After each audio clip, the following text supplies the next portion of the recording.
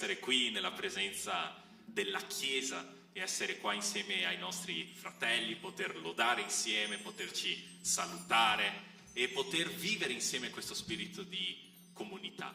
E infatti proprio oggi dovrò parlare di unione, in particolare l'unione che abbiamo attraverso la nostra fede, perciò è sempre un piacere poter essere qua fisicamente. Salutiamo anche le persone che purtroppo non ci possono essere, che sono da casa, ma è sempre un piacere quando riusciamo a poter essere qua fisicamente, poter toccare i nostri fratelli. Perciò per iniziare il nostro culto io vorrei pregare e subito partire per la lode, dato che abbiamo ritardato di qualche minutino. Perciò vi chiedo se potete anche da casa alzarvi in piedi per questo momento di preghiera, per iniziare così il nostro culto tutti quanti insieme come Chiesa.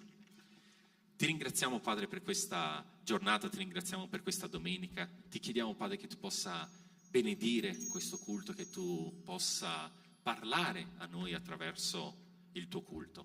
Padre, noi in questo momento ti ringraziamo per tutta la settimana che abbiamo avuto, per la possibilità di riunirci qui insieme ai fratelli, e riconosciamo che noi, per quanto piccoli, siamo onorati della possibilità di poter essere qui davanti a te. Perciò, Padre, in questo momento ti chiediamo che tu possa calmare i cuori che sono afflitti, che tu possa darci le capacità per poter ascoltare la tua parola, per poter offrire un culto a te. Tutto questo noi ti chiediamo, Padre, ti chiediamo anche che tu possa accettare questa nostra lode, che tu possa accettare tutto quello che noi ti offriamo con il nostro cuore grato a te. Tutto questo ti chiediamo, Padre, in nome di Gesù. Amen. Cantiamo insieme con un'unica voce, come un unico corpo.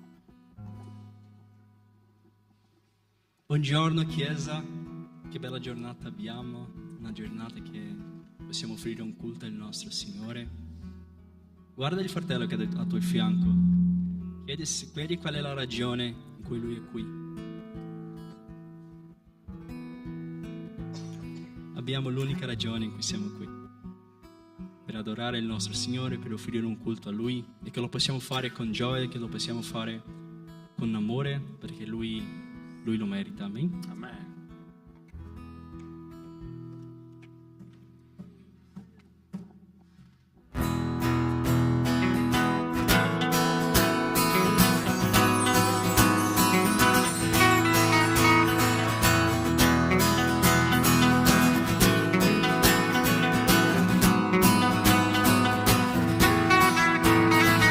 Sei tu l'unica ragione dell'adorazione, oh Gesù.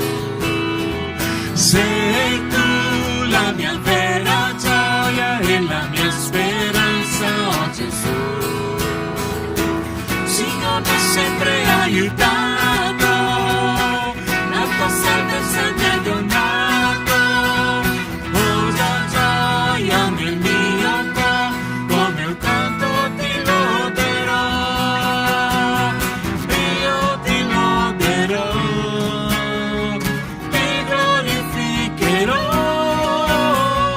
io ti loderò, caro Gesù. Io ti loderò, ti glorificherò, io ti loderò, caro Gesù. Sei tu l'unica ragione dell'adorazione, oh Gesù. Sei tu la mia vera gioia e la mia speranza, oh Gesù.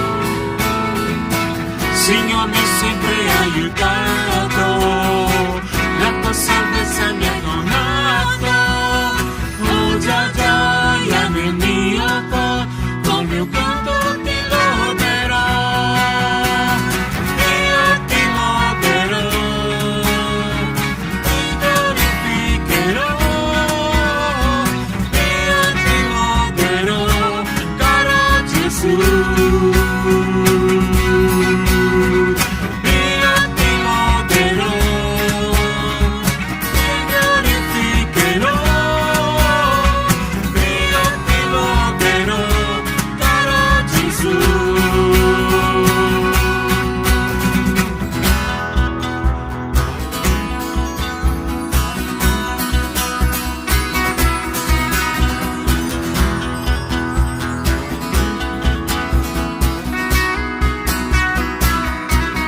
tutto il tempo. Tutto il tempo ti loderò.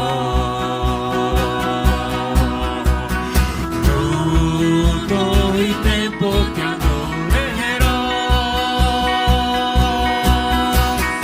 Tutto il tempo ti loderò. Tutto il tempo ti adorerò. Cantiamo a Lui. Io ti loderò, ti glorificherò. Io ti loderò, caro Gesù. Io ti loderò, ti glorificherò. Io ti loderò, caro Gesù.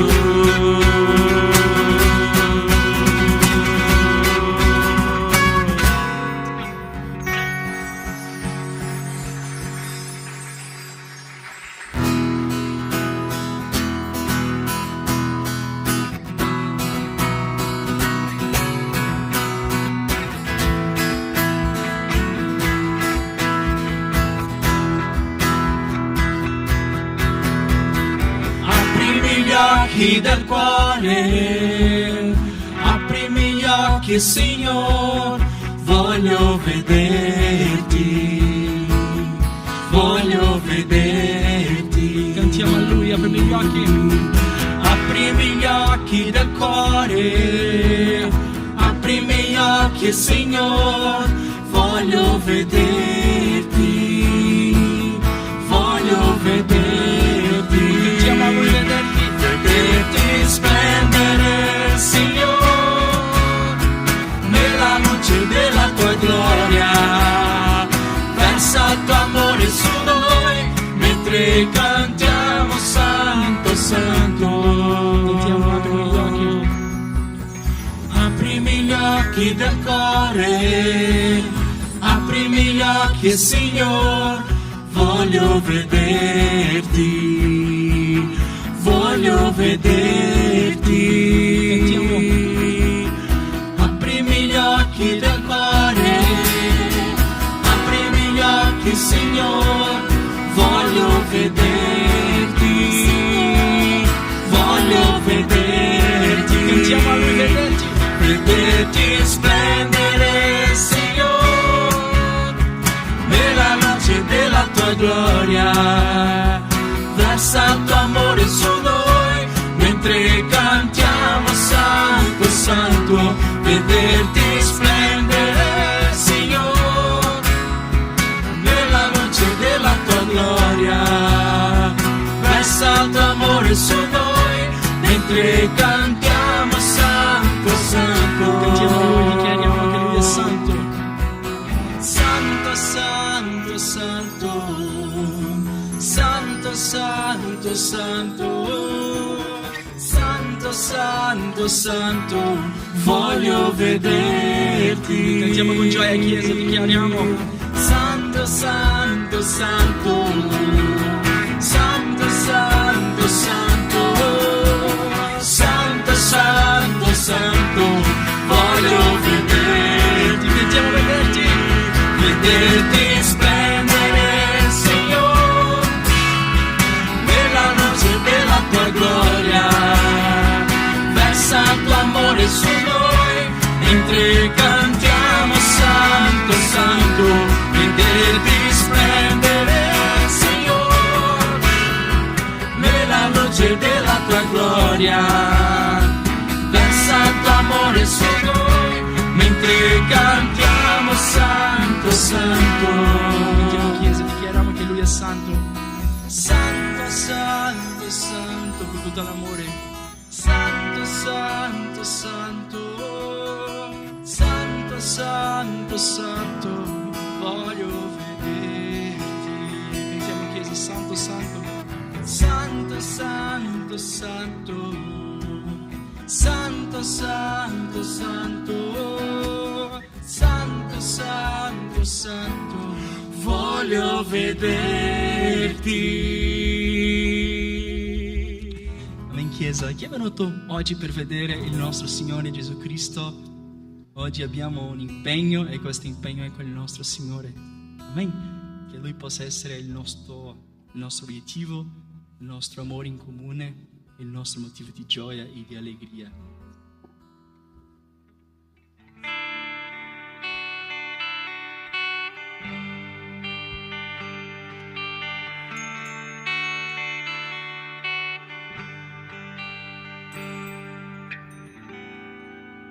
Lui non aveva una bellezza, una maestà che potesse attrarci. Lui non aveva nessuna apparenza da desiderare.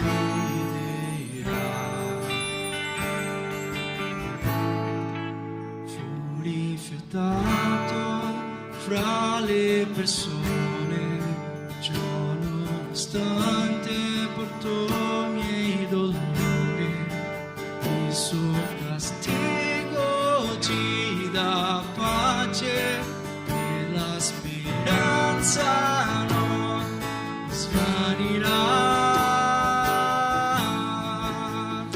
L'offerta per la colpa Lui la presentò, per esaudire il Creatore Lui morì, affinché la sua luce in noi potesse brillare. Il Figlio dell'amor si consegnò per poterci salvare.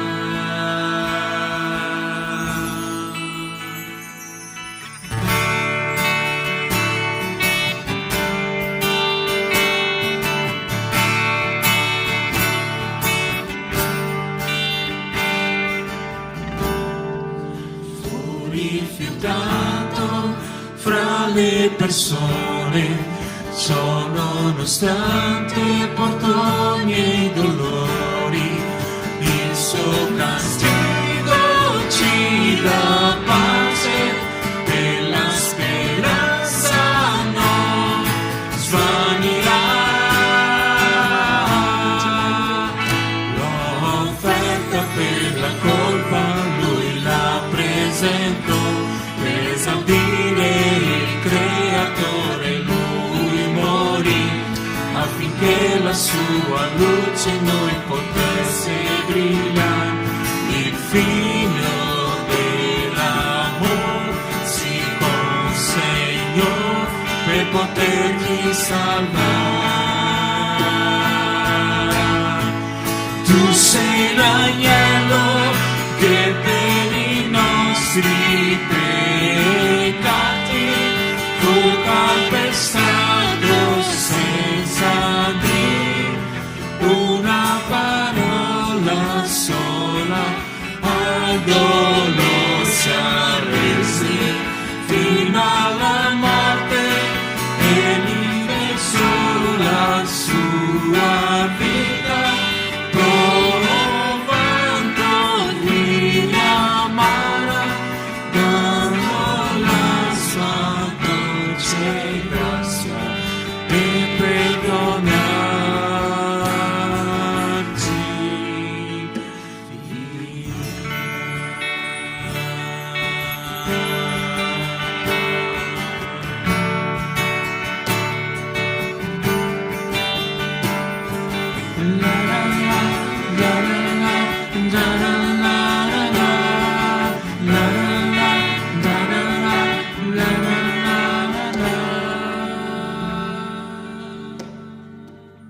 Lui ha portato il suo figlio qua 2000 anni fa per i nostri peccati, e Lui ha portato tutti i dolori, è andato in croce, e lì è stato umiliato, lì è stato appeso al legno, tutto questo per i nostri peccati.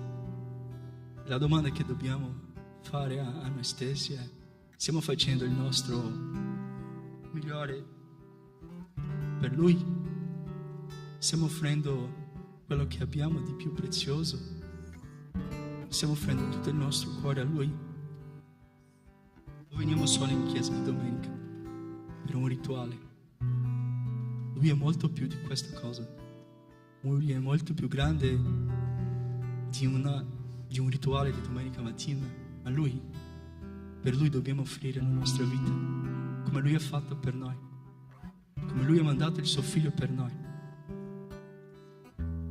E cantare questa canzone che abbiamo appena cantato per me mi segna tantissimo, perché parla di quello che Lui ha fatto, di come Lui è stato umiliato, Lui che è il Re dei Re, Lui che è il nostro Signore, è dovuto andare in croce per i nostri peccati.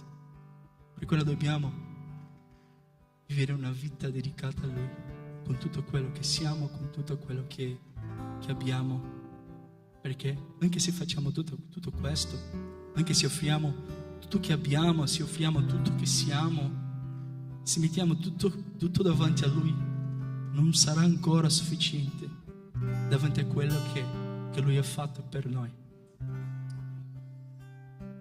Quindi possiamo capire che è tutto per la sua grazia e per la sua misericordia che siamo qui oggi.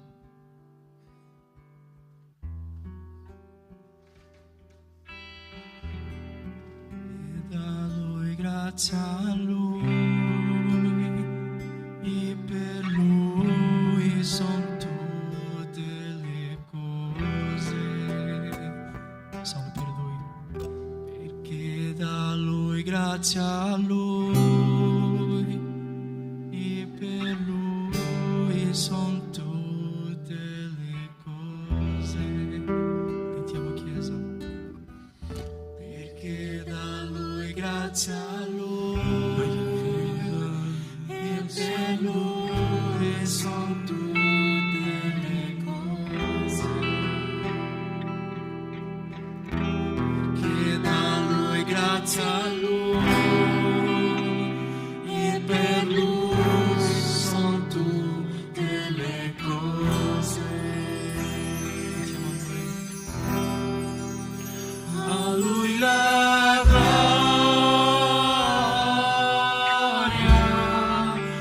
a Lui la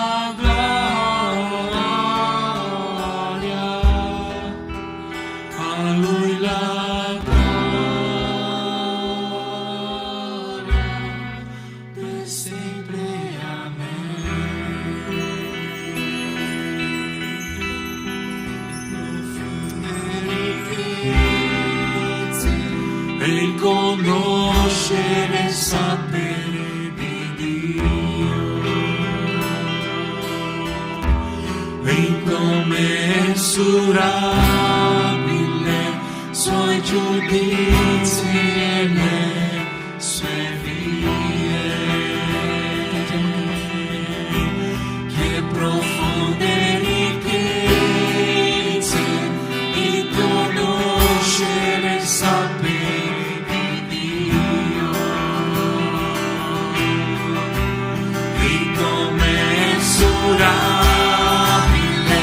suoi giudizi e le sue vie.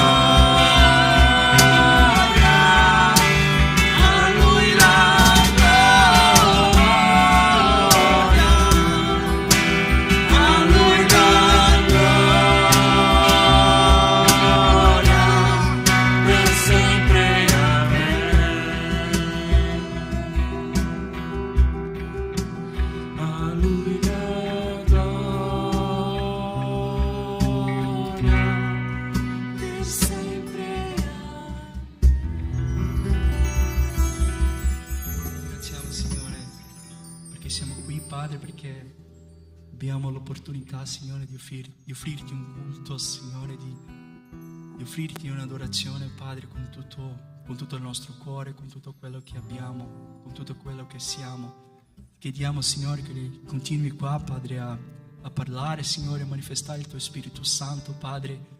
Abbiamo bisogno, Signore, di te. Siamo qui, Padre, in questa chiesa perché abbiamo bisogno di te, Padre. Abbiamo bisogno di un risveglio, Padre. Abbiamo bisogno del tuo Spirito Santo, Padre, perché senza di quello, Signore, non siamo nulla, Padre. Senza di quello non possiamo neanche camminare, Padre. Non possiamo, Signore, essere completi, Padre. Per quello, Signore, chiediamo, Padre, manifesta il tuo Spirito Santo mediante la tua parola, Padre. Continua qua, Signore, e vieni, Padre, vieni che sei l'invitato di onore, Padre. Ti ringraziamo nel nome santo di Gesù, amen. Potete sedere.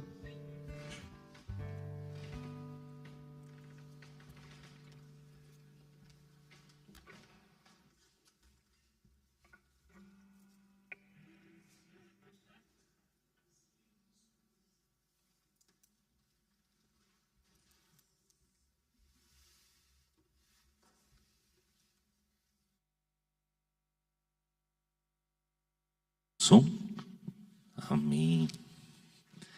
Sempre un piacere poter essere qui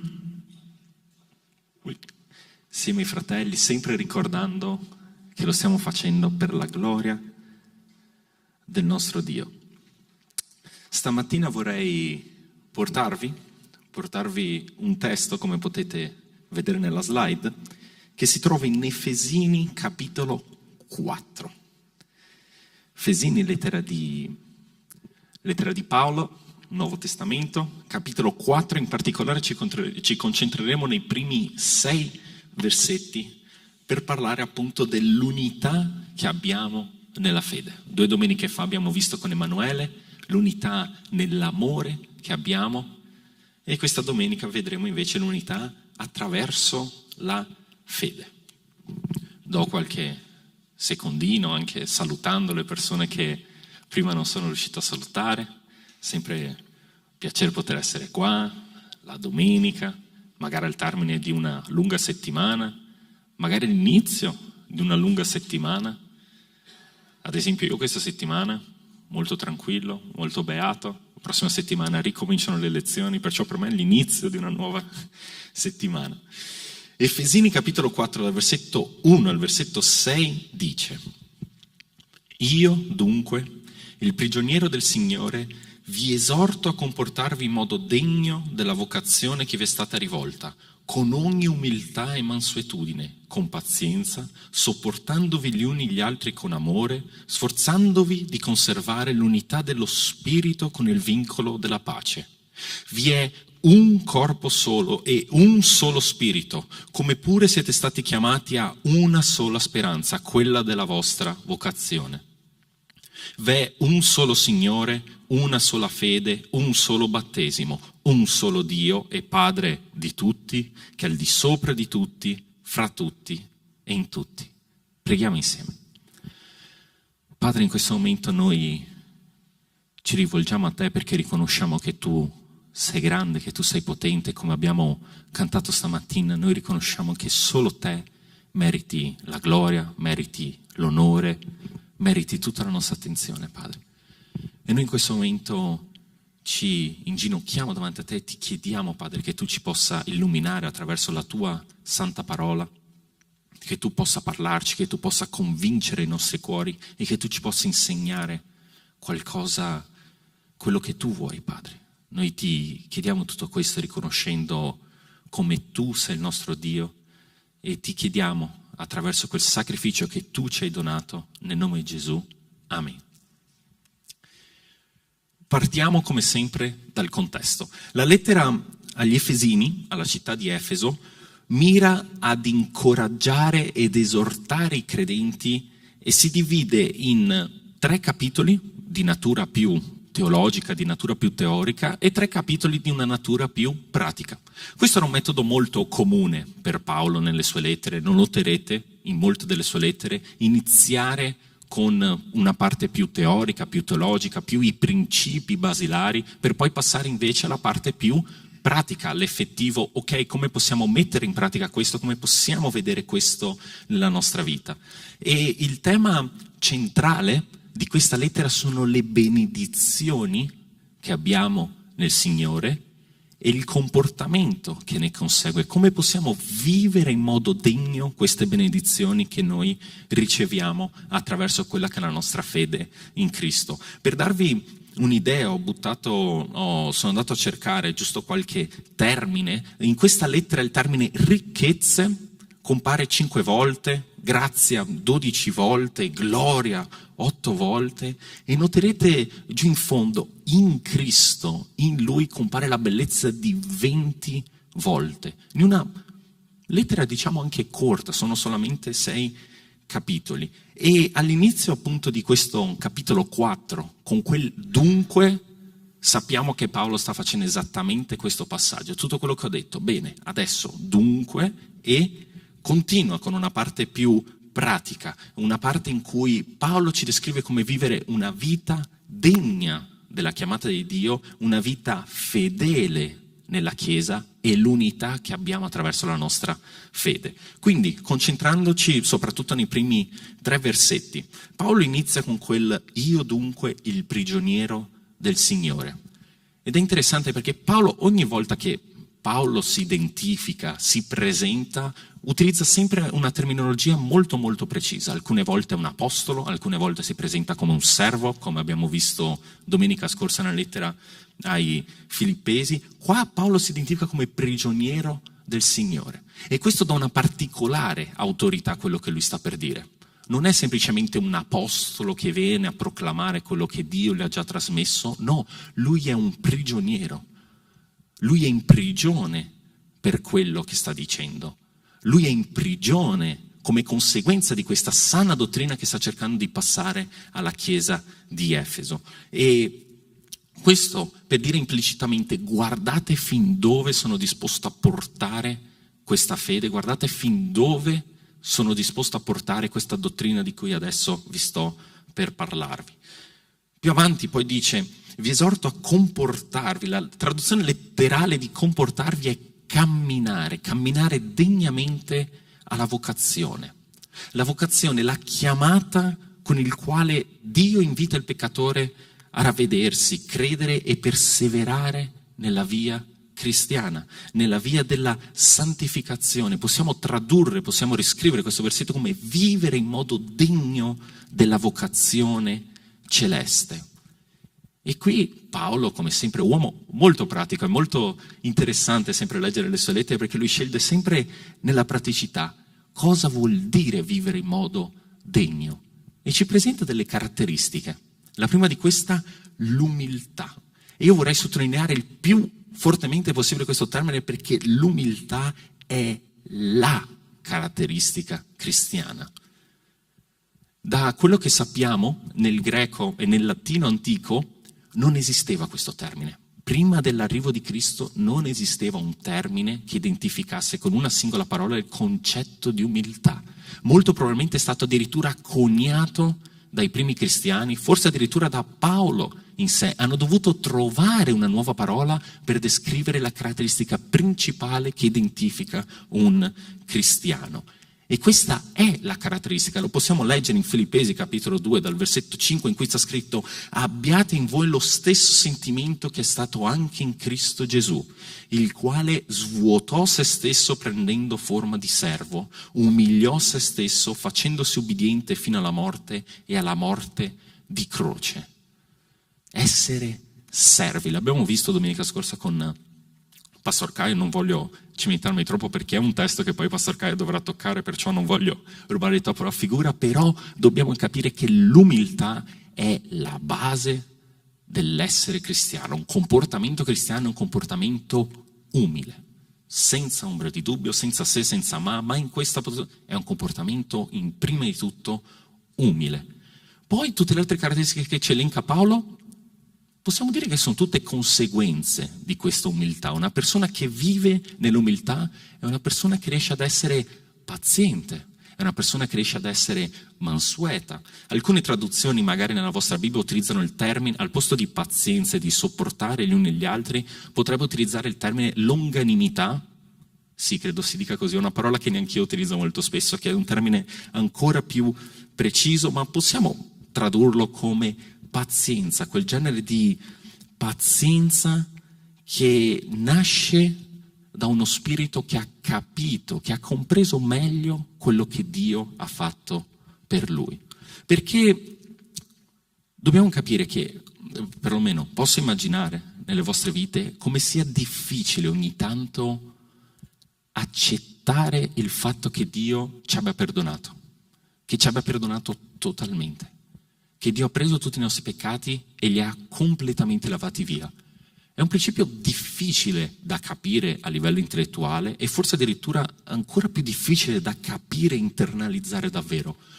Perciò quando arriviamo e ad esempio non capiamo perfettamente questo perdono che abbiamo ricevuto da Cristo e ci condanniamo noi stessi, quando vediamo qualcun altro fare un errore, anche magari il nostro stesso errore, c'è molto più facile giudicare quella persona e addirittura giudicarla ancora peggio di quanto giudichiamo noi stessi, perché noi giudichiamo gli altri in base ai risultati, noi stessi giudichiamo in base alle intenzioni.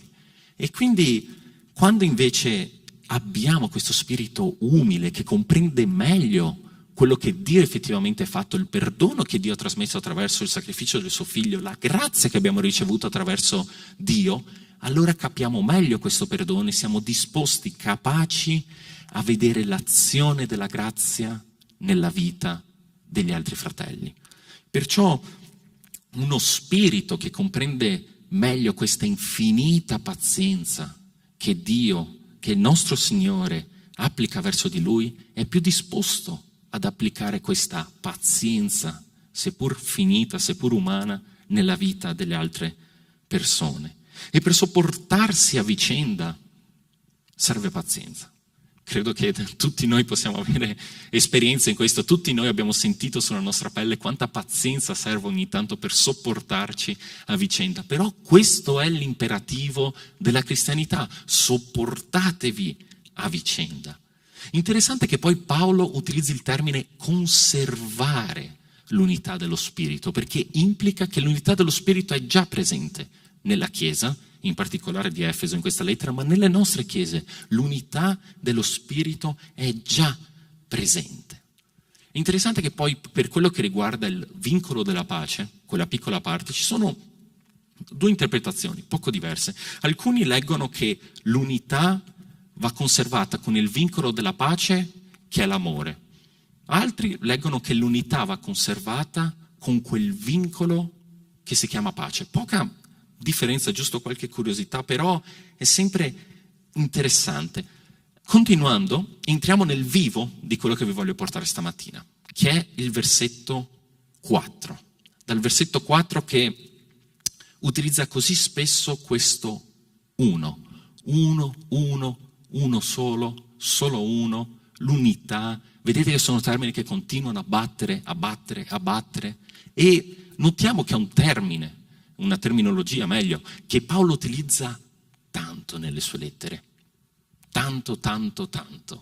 Ho scelto in particolare questo testo stamattina, però se leggete nel complesso le lettere di Paolo troverete che l'unità della Chiesa è una tematica che sta molto a cuore a Paolo, perché viene di nuovo ribattuta. Qua la possiamo trovare in Efesini, la possiamo trovare in Filippesi, la possiamo trovare in Galati, di nuovo, testi anche famosi che abbiamo tante volte sentito nella nostra vita in Chiesa. L'unità della Chiesa è un tema centrale delle lettere di Paolo.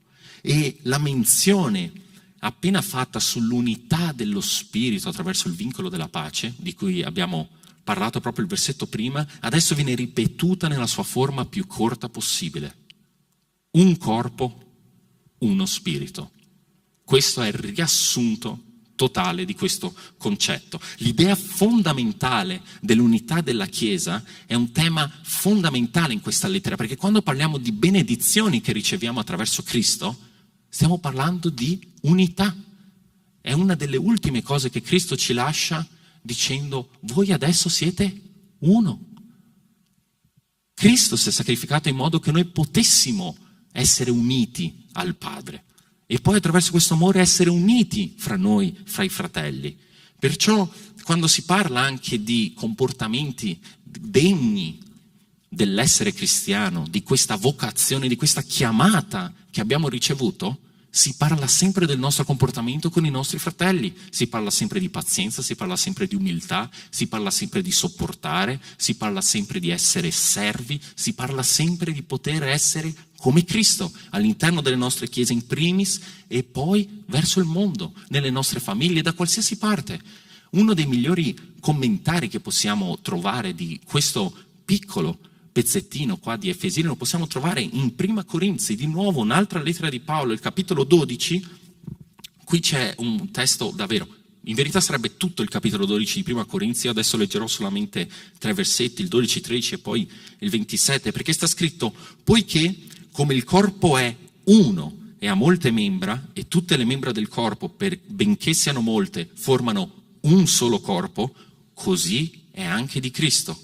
Infatti noi tutti siamo stati battezzati in un unico spirito per formare un unico corpo, giudei e greci, schiavi e liberi, e tutti siamo stati abbeverati di un solo spirito. Più avanti nel versetto 27, ora voi siete il corpo di Cristo e membra di esso, ciascuno per parte sua. E questo concetto viene ripreso più volte, perché così come l'unità del corpo, composta da elementi così eterogenei, viene riconosciuto comunque come un'unica entità, un'unica cosa, perché è legato da una vitalità che non possiamo separare, perché effettivamente una persona, se gli togli via un fegato, non è più la stessa persona. Un fegato, una volta che lo tiri fuori da una persona, 3-4 ore, forse se lo raffreddi un pochino di più, però è solamente un pezzo di quella persona. Nessuno di noi vede la persona solamente divisa per parti. No, è una persona, noi vediamo il complesso. E questa è l'immagine della Chiesa di Cristo. Non esiste solo una sede, non esiste solo una località, una comunità. No, esiste la Chiesa di Cristo e questo noi lo dobbiamo capire. E batte e ribatte ancora Paolo. Così la Chiesa ha la sua vitalità nella presenza e l'azione di un solo Spirito di Dio. L'unità della Chiesa è basata sull'unità del corpo di Cristo, l'unità della persona di Cristo. L'unità della nostra fede è unica, perché crediamo in solamente un Dio. L'unità della nostra fede si basa su un unico Salvatore, un unico intercessore. L'idea fondamentale del battesimo è quella di consacrazione a Cristo, perché attraverso il battesimo, attraverso questo atto pubblico di fede, una persona cosa fa? Esprime quest'unica fede di un unico Signore e in questo modo la persona si consacra a questo unico Signore.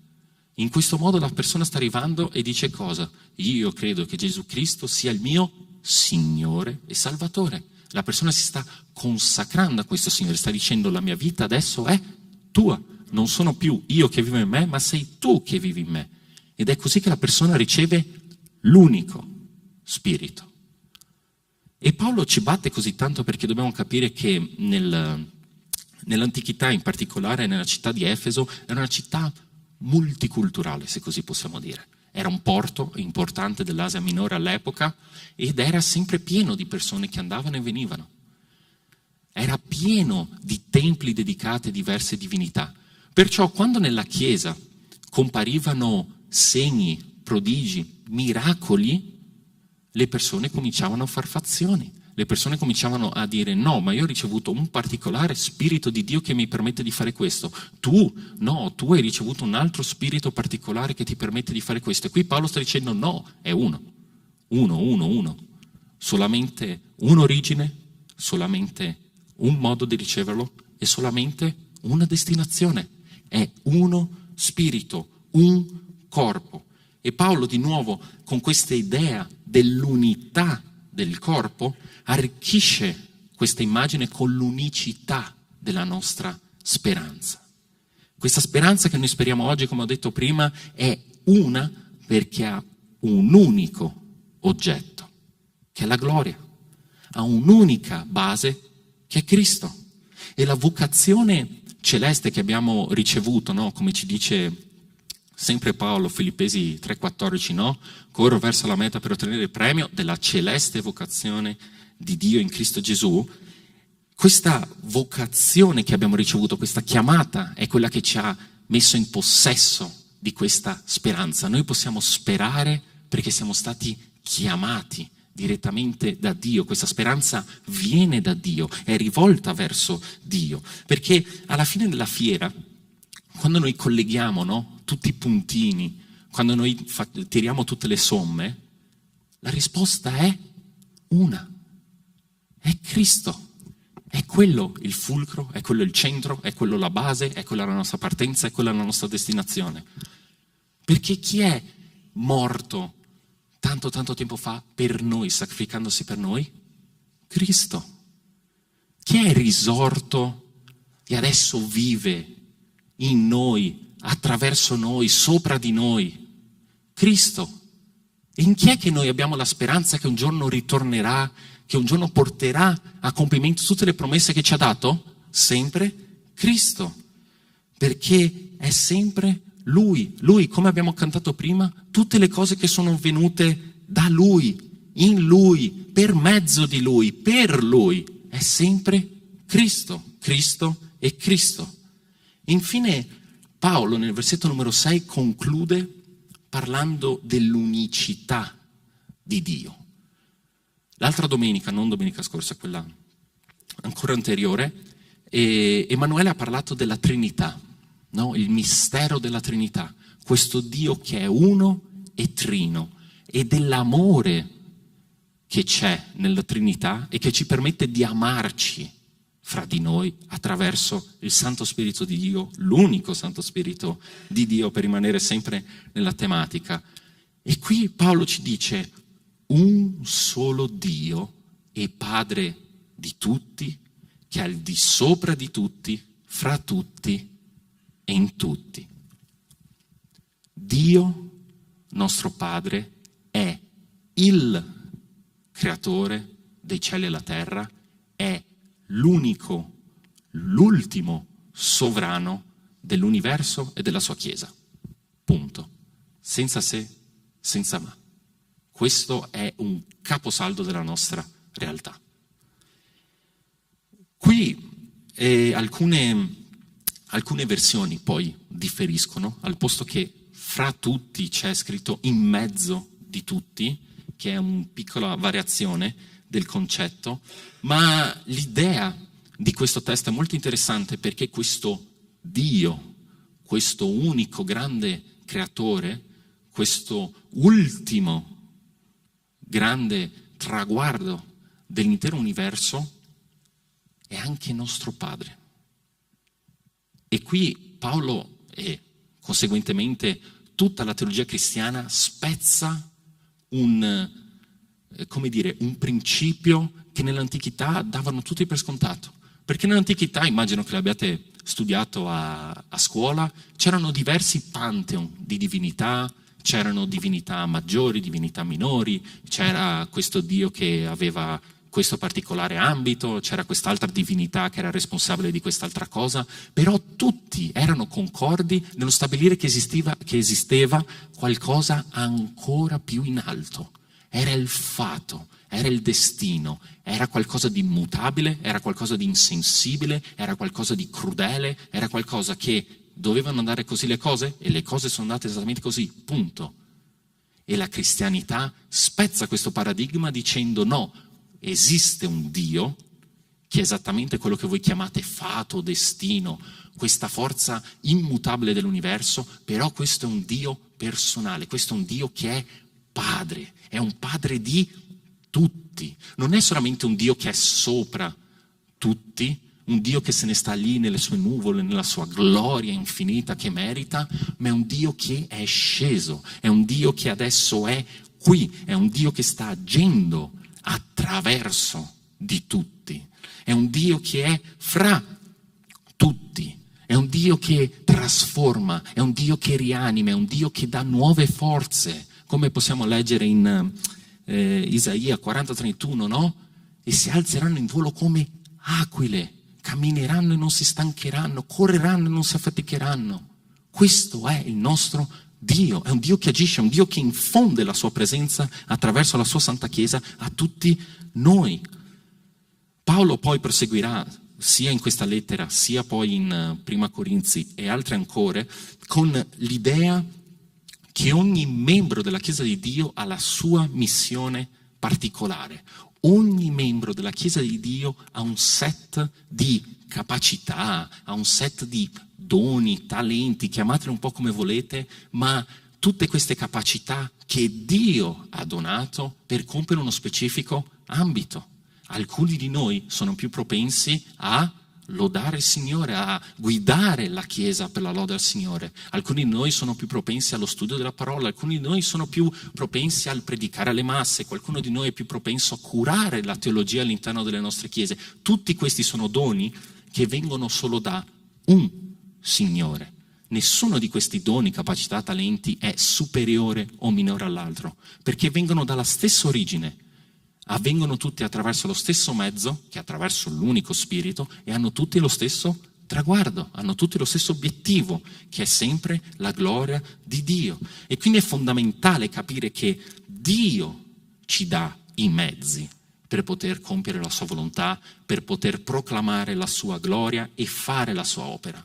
Lui ci chiama come collaboratori, come servi, ci chiama a fare la sua opera, ma l'opera è sua. E noi dobbiamo capire questo, perché ad esempio io qua stamattina non sarei qui se Dio non avesse voluto così. Se Dio stamattina mi avesse tolto il fiato, mi avesse tolto il respiro, l'anima, io non sarei qua. Siamo tutti nelle mani di Dio, sia nei versi negativi sia nei versi positivi. Siamo un solo corpo e un solo spirito. Questo è importante perché una volta che capiamo questo, le differenze che ci sono tra di noi scompaiono. È l'unità che abbiamo attraverso la fede. Dio è in tutti. Quando comprendiamo che il nostro fratello alla nostra destra o alla nostra sinistra è l'immagine di Dio su questa terra, quando comprendiamo che il fratello alla nostra destra e alla nostra sinistra è mosso dallo stesso spirito che muove anche noi, è salvato dalla stessa grazia che ha salvato anche noi, improvvisamente le nostre differenze si appiattiscono. Com'è che possiamo non amare questo fratello, questa stessa nostra immagine di Dio? Come potremmo non trattarlo consci che Dio abita in quella persona? Che Dio è in quella persona. Questo è il concetto che Paolo ci sta portando. Perciò, portandoci verso la conclusione, ripassiamo quello che abbiamo visto stamattina. Rileggendo così il testo nel suo complesso per proprio darvi l'idea che è un singolo concetto che ci viene presentato. Io dunque, il prigioniero del Signore, vi esorto a comportarvi in modo degno della vocazione che vi è stata rivolta, con ogni umiltà e mansuetudine, con pazienza, sopportandovi gli uni gli altri con amore, sforzandovi di conservare l'unità dello Spirito con il vincolo della pace. Vi è un corpo solo e un solo Spirito, come pure siete stati chiamati a una sola speranza, quella della vostra vocazione. V'è un solo Signore, una sola fede, un solo battesimo, un solo Dio e Padre di tutti, che è al di sopra di tutti, fra tutti e in tutti. Prendendo dal primo versetto, la vocazione è l'atto, è la chiamata di Dio con cui comincia la vita del cristiano. Ci sono tanti modi con cui Dio chiama a sé i suoi. Può essere attraverso una canzone, può essere attraverso una predica, può essere attraverso una testimonianza. Solo qua, se io dovessi fare un sondaggio e chiedere a ciascuno di voi cosa vi ha portato alla conversione, riceverei 1000 risposte diverse. Può essere lento, può essere veloce, però dobbiamo tutti riconoscere che c'è questa vocazione, c'è questa chiamata. Poi nel versetto 2, questa trinità di sentimenti, se così la possiamo chiamare, che Paolo accenna, merita la nostra attenzione. Umiltà, mansuetudine, pazienza. Come ho detto prima, l'umiltà è la caratteristica del cristiano. Non esiste un cristiano che non è umile, non esiste un cristiano orgoglioso. È un paradosso, è una contraddizione di termini. Più il cristiano medita su quello che era e sul fatto che quello che è oggi è grazia di Dio, più quel cristiano è capace ad accettare, più quel cristiano è capace di umiliarsi, servire il prossimo. La mansuetudine non è una disposizione naturale ad essere miti. Non arrivate da qualcuno, ah sì, è mansueto, non crea mai problemi, non litiga mai. No, la mansuetudine, quando stiamo parlando nel senso biblico, è la virtù prettamente cristiana di sopportare pazientemente l'oppressione che riceviamo, l'ingiustizia che riceviamo, la persecuzione che riceviamo. È quel genere di torto nel quale tu sai che hai il diritto di poter rivendicare quel torto, ma non lo fai. Ma non lo fai per pazienza verso il prossimo, per umiltà, per longanimità verso il tuo fratello. E appunto la pazienza è quel sentimento cristiano che, pur potendo punire il fallo altrui, e punire non intendo vendicare, sia molto chiaro, ma punire secondo i metodi ben stabiliti del nostro Signore, non lo fa. Aspetta e sopporta. Sopporta non per debolezza, non per apatia, non serbando rancore nel cuore, ma amando sempre. Il cristiano sa che l'infinita pazienza che Dio ha per lui, il vero cristiano prende questa pazienza che Dio ha dato a lui e dona un pallido riflesso di questa pazienza al suo vicino. Infine, dal versetto 4 in poi, l'affermazione dell'unità del corpo di Cristo è solenne. Il corpo è uno, non posso sottolinearlo altre volte, non esistono comunità rivali.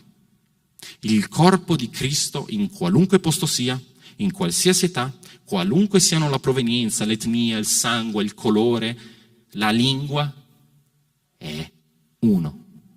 Punto. Uno rimane. Malgrado ogni distanza, ogni divario, ogni, sì, di nuovo, differenza d'età, differenza fisica, intellettuale, sociale, il corpo è uno. Un corpo, uno spirito. Tutti i nostri doni, tutti i nostri talenti, tutte le nostre capacità che mettiamo al servizio di Dio procedono da un unico spirito. Punto. Sgorgano dalla stessa sorgente, hanno tutti la stessa modalità e hanno tutti la stessa destinazione, lo stesso oggetto, lo stesso traguardo. Perciò, di nuovo, questa è l'idea fondamentale della nostra unità. È perché siamo uniti dalla stessa fede.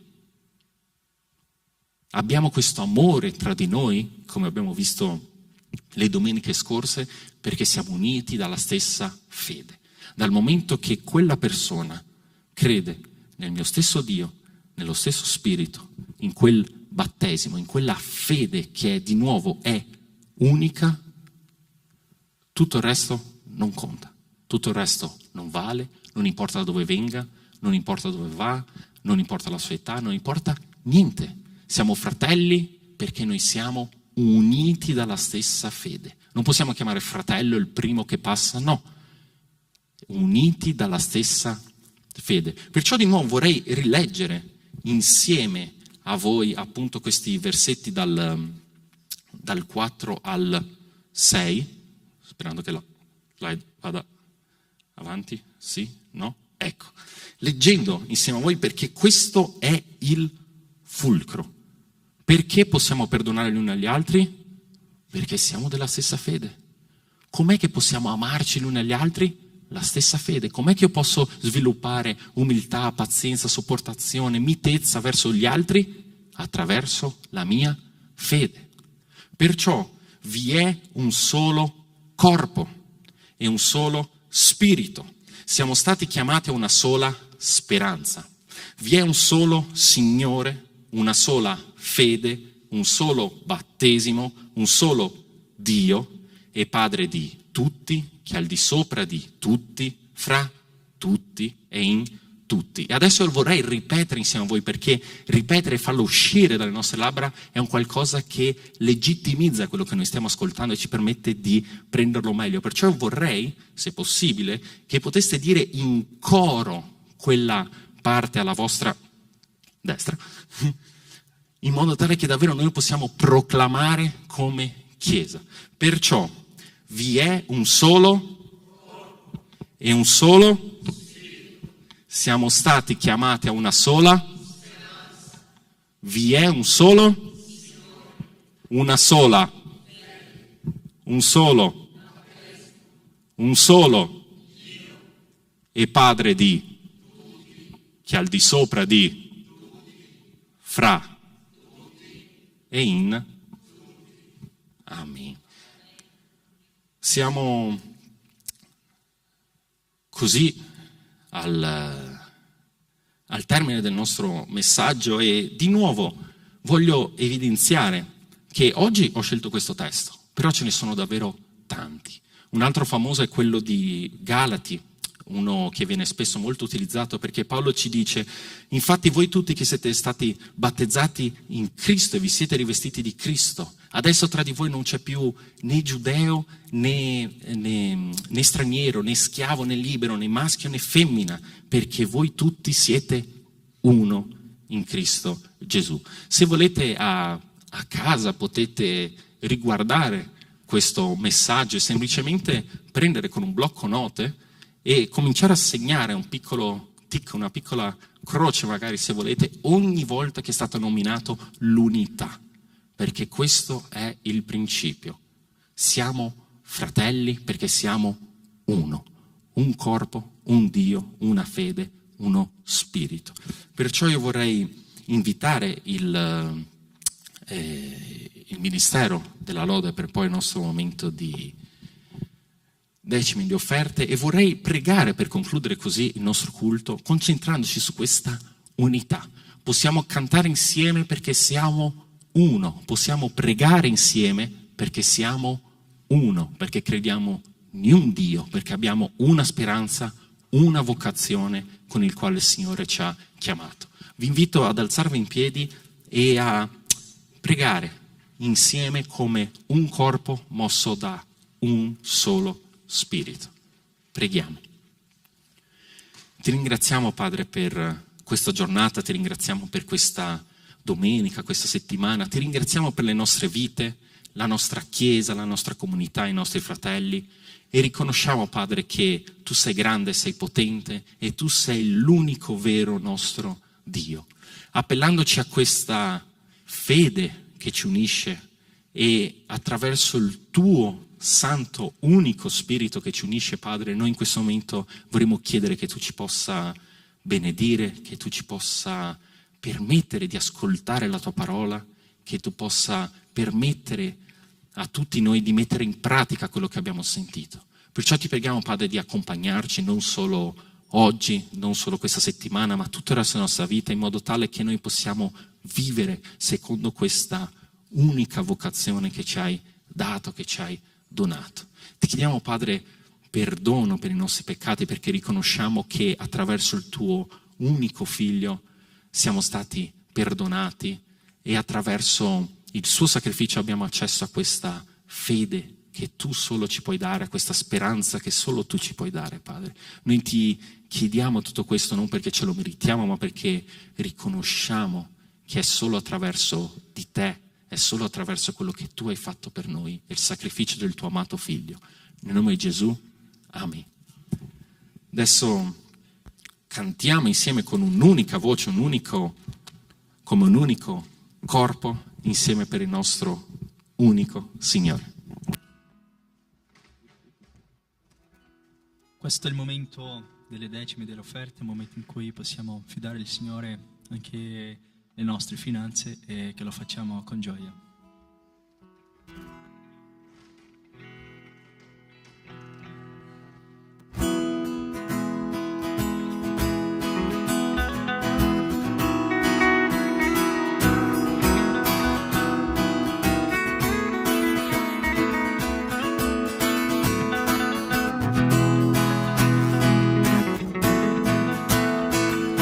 Aprimi gli occhi del cuore, aprimi gli occhi, Signore, voglio vederti,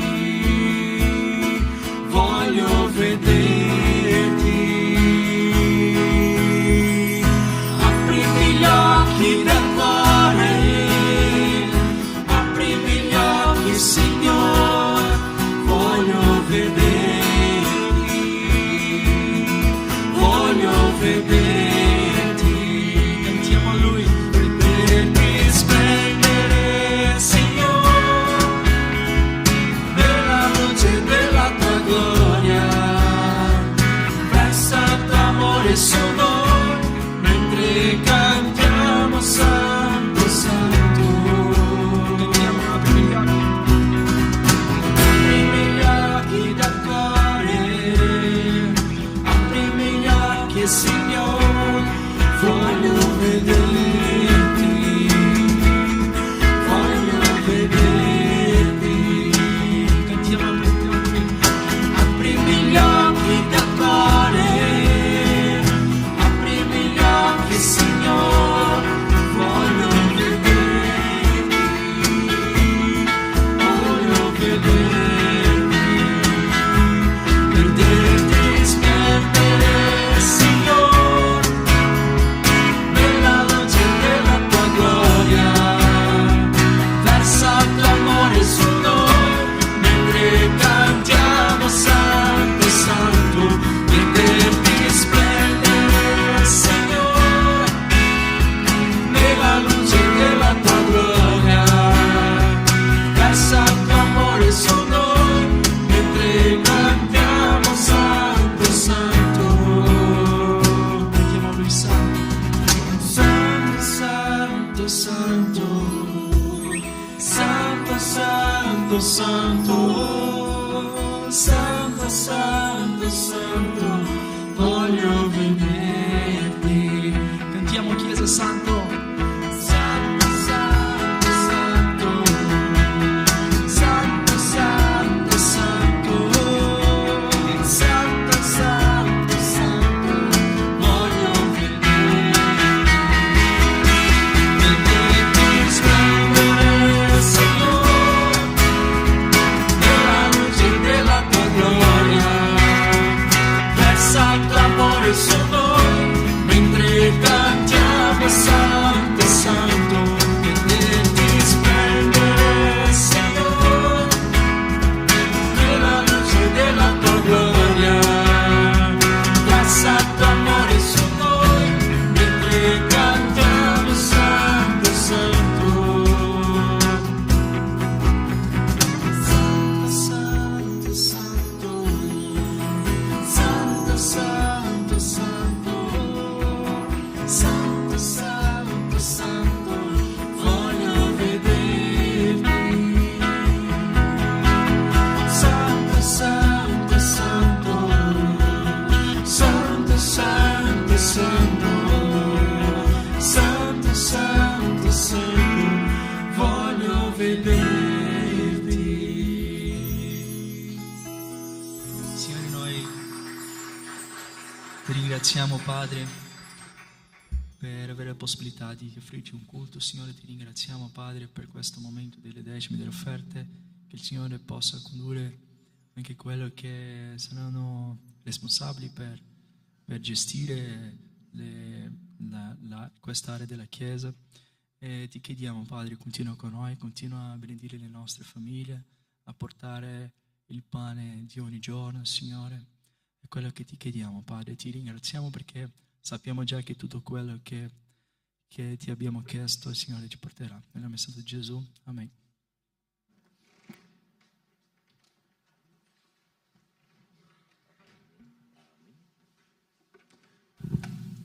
Amen. Vi rubo solamente 2 minuti per i nostri avvisi, partendo in ordine cronologico. Abbiamo avuto il nostro anniversario dell'Aga Move ieri, è stato davvero un bellissimo momento. Tanti complimenti a chi ha organizzato, a chi si è messo a disposizione. La gratitudine della Chiesa va a queste persone, perché è bello poter arrivare, godersi la serata, vedere le persone che fanno tutto per noi e poi andare via a casa, ma è anche giusto offrire un momento di gratitudine e di riconoscimento per lo staff che si è impegnato, che ha organizzato, che si è messo a disposizione per servire così i propri fratelli. La sala nera era praticamente piena, c'erano tanti giovani, tanti adolescenti, anche persone che o non vedevamo da tantissimo tempo o che era la prima volta sostanzialmente che erano lì, perciò è stata davvero una bellissima serata e che Dio ci possa benedire dando tanti altri anni di Aga Move. Poi abbiamo questo venerdì sera, per chi è disponibile, ma soprattutto sto parlando ai leader dei piccoli gruppi, ai leader dei ministeri, ci sarà un pastore, di cui adesso non mi ricordo esattamente il nome, Roberto Silvados.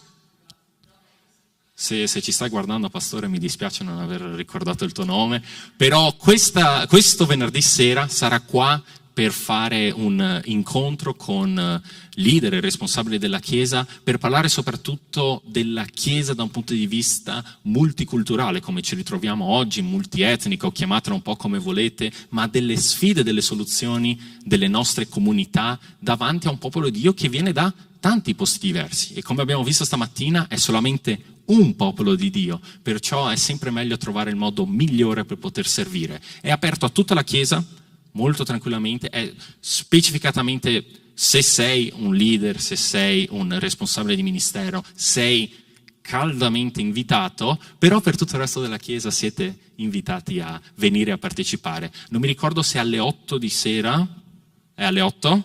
Ottimo, e alle 8 di sera saremo qui, ok? Perciò questo venerdì, questo incontro. Sabato, non questo, ma il prossimo, quindi l'11 ottobre se non mi sbaglio, ci sarà il Rallegrati su Assedico. Rallegrati è ormai diventata una sorta di tradizione all'interno delle nostre chiese, questo gruppo che unisce diverse chiese, anche di diverse denominazioni, e vivono questo spirito di un corpo, uno spirito, una lode, perciò è davvero una bella occasione per poterci riunire a fratelli che non vediamo tanto spesso, poter lodare insieme il Signore, questa serata di lode e di adorazione. Quest'anno si terrà a Sedico e sarà a partire dalle 18:30, l'11 ottobre. Infine, sempre ad ottobre, però stavolta il 31 ottobre, vi invito per una veglia di preghiera. Inizierà dalle 10 di sera e sarà fra la notte, fra il 31 e l'1. Molto interessante, in una serata che commercialmente, conosciuta come Halloween, in cui molto spesso diverse persone lo sfruttano per poter fare, propaganda ingannevole, per fare per giocare anche con forze spirituali che sono al di là della loro comprensione. È molto interessante riunirci come Chiesa e poter pregare perché è la nostra arma, è la nostra difesa, è il nostro modo di vivere. La preghiera a questo unico Signore attraverso questo unico Spirito, come abbiamo letto. Credo di aver detto tutti gli avvisi? No? Esatto, l'incontro delle coppie, me l'ero niente, disastro, sono bocciato, devo rifare tutto da capo. Abbiamo il nostro convegno delle coppie, per il quale sono ancora aperte le iscrizioni, potete parlare con le coppie responsabili dal 21 al 23 novembre, mi dicono che il posto è bellissimo, che addirittura se qualcuno vuole potrebbe fermarsi qualche serata in più lì, non so come sia il locale, non so come sia l'hotel, mi dicono che è bello, mi fido. Non sono una coppia, perciò non posso neanche testimoniare riguardo a questo, ma se chiedete a una delle coppie della nostra Chiesa sono sicuro che vi sapranno sia indicare a chi vi potete rivolgere e sia anche testimoniare se il luogo è effettivamente bello o meno. Ma a parte gli scherzi, è una bellissima occasione per poter stare insieme, parlare di Dio, vivere insieme in comunità quella che è la nostra celeste vocazione. Sì? No? Ho detto tutto? Basta, perfetto, dalla regia mi dicono basta, dal pubblico? Basta, ho la benedizione, perfetto. Perciò se ci possiamo alzare in piedi, fare un'ultima preghiera per così chiudere il nostro culto e poi poter andare a mangiare tutti insieme da qualche parte, come comunità. Suggerimento che butto lì. Preghiamo insieme. Ti ringraziamo, Padre, per tutto quello che hai compiuto stamattina, per tutto quello che hai compiuto nelle nostre vite e ti chiediamo, Padre, che tu possa benedire i nostri ritorni a casa, le nostre famiglie, affinché tutto possa compiersi secondo la tua buona, perfetta e accettabile volontà. Tutto questo noi ti chiediamo, Padre, in nome di Gesù. Amen. Salute a tutti, salute alle persone che ci hanno seguito da casa. Buona domenica.